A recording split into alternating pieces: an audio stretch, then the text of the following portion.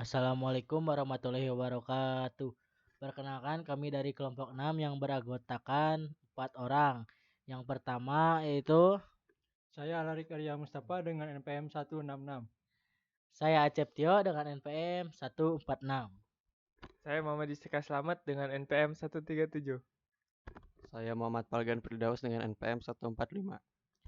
Nah, di sini kita mendapatkan tugas dari Pak Aradia yaitu mengenai AI with Python dengan judul membangun model klasifikasi resiko penyakit jantung yang menggunakan machine learning. Nah, untuk yang slide pertama akan dijelaskan oleh Falgan. Pada slide pertama ada cara unduh dan instalasi tools. Yang pertama ada instalasi Python, unduh dan install Python dari situs resmi untuk memastikan kompatibilitas dengan sesuai library. Yang kedua instalasi library. Gunakan pip untuk menginstal library yang diperlukan seperti Pandas, NumPy, Scikit-learn, Matplotlib, Seaborn, dan Custom Tinker. Lalu jalankan program. Sesudah semua dependensi terinstall, jalankan program untuk melalui terminal dengan perintah python main.py. Pada slide kedua, pengenalan lingkungan kerja tools. Yang pertama ada Pandas dan NumPy. Digunakan untuk manipulasi data yang efisien, pembersihan data, hilang missing value. Scikit-learn framework utama membangun, melatih, dan mengevaluasi berbagai model machine learning. Yang ketiga ada Matplotlib atau Seaborn, library visualisasi data yang kuat untuk membuat grafik evaluasi seperti confusion, matrix, dan kurva ROC. Yang terakhir ada custom Tkinter. Pada slide selanjutnya ada deskripsi persoalan kasus latar belakang. Yang pertama ada analisis manual rentan kesalahan, kedua pentingnya prediksi dini, dan yang ketiga peran AI dalam analisis. Untuk slide selanjutnya, deskripsi persoalan kasus tujuan. Yang pertama ada memprediksi resiko, yang kedua ada evaluasi kinerja model, dan yang terakhir ada identifikasi fitur dominan. Selanjutnya diserahkan kepada Al-Arik. Baik, di sini saya akan menjelaskan spesifikasi dataset. Dataset yang digunakan untuk melatih dan menguji sistem harus terstruktur dengan baik dan mencakup yang relevan. Yang pertama ada formatnya. Dataset dapat dalam format CSV atau Excel untuk memudahkan proses import dan manipulasi data. Yang kedua, fitur meliputi parameter vital seperti usia, gender, tingkat tekanan darah, dan juga kadar glukosa dan juga kadar kolesterol. Yang ketiga, target outputnya. Variabel target adalah status kesehatan pasien. Jika 0 sama dengan sehat, tidak ada indikasi penyakit jantung. Ini memungkinkan model untuk melakukan klasifikasi biner. Slide selanjutnya. Deskripsi penyelesaian sampai pendekatan. Ada metode supervised ML. Pendekatan menggunakan pembelajaran mesin terawasi di mana model dilatih dengan dataset berlabel. Yang kedua ada model variatif.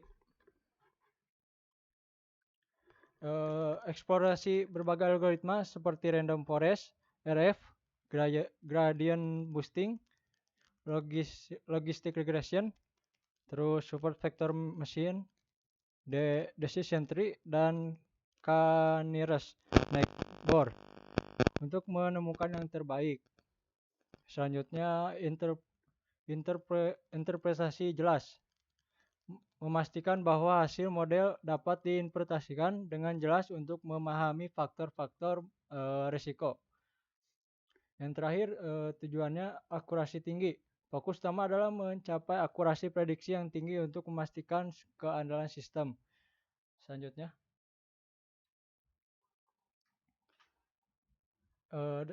deskripsi penyelesaian dan juga alur implementasi. Yang pertama data ingestion. Proses mengimpor dataset dari sumber CSV atau Excel ke dalam lingkungan Python.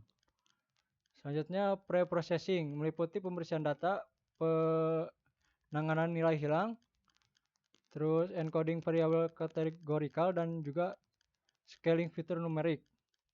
Selanjutnya modeling melatih berbagai algoritma machine learning pada data yang telah diproses untuk membangun model prediksi. Yang terakhir evaluasi menilai kinerja model menggunakan confusion matrix, akurasi kurva, akurasi juga kurva ROC dan juga menghasilkan laporan kinerja.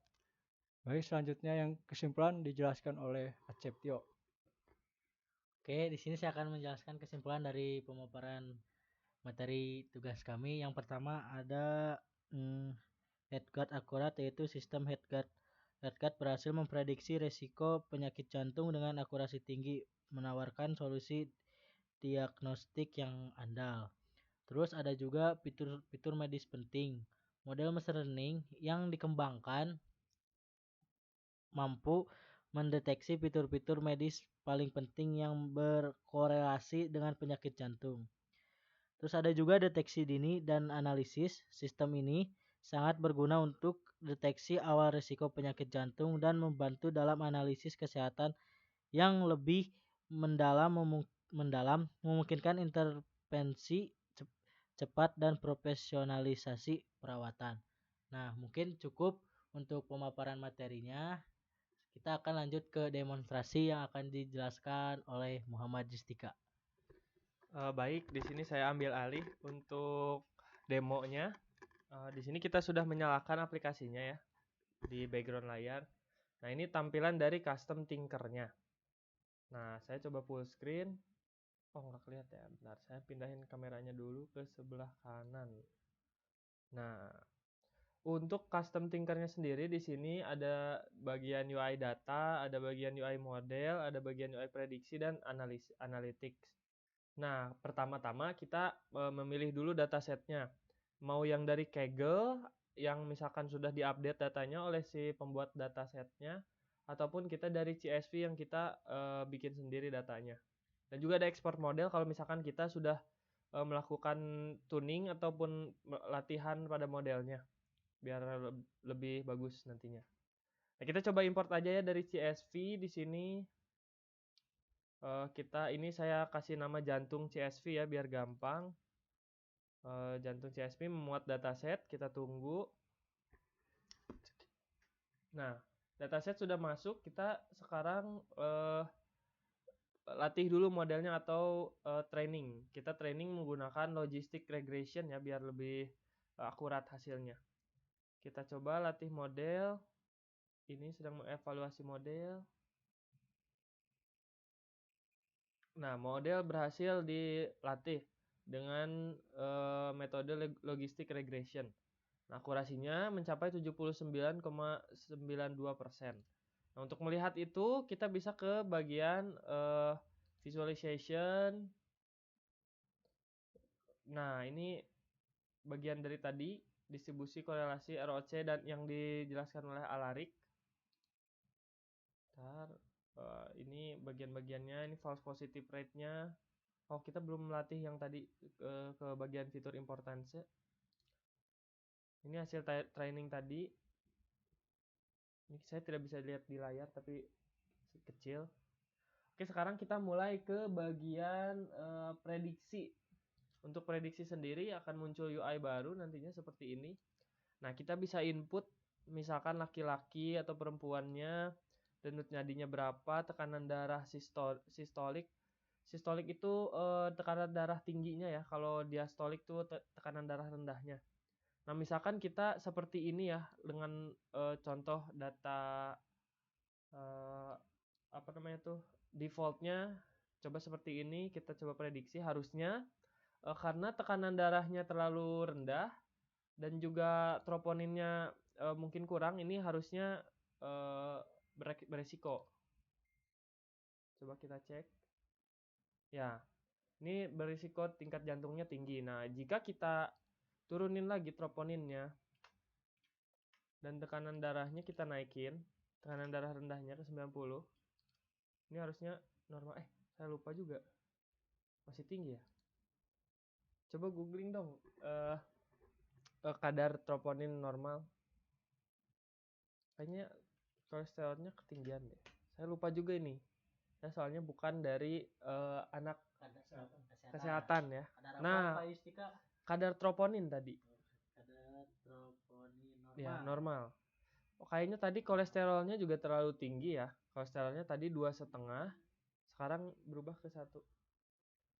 Troponinnya kurang dari 0,01. Ya, ini 0,1 masih 50-50 untuk terkena penyakit jantung. Kita coba ke 0,01 ya. Itu untuk umur?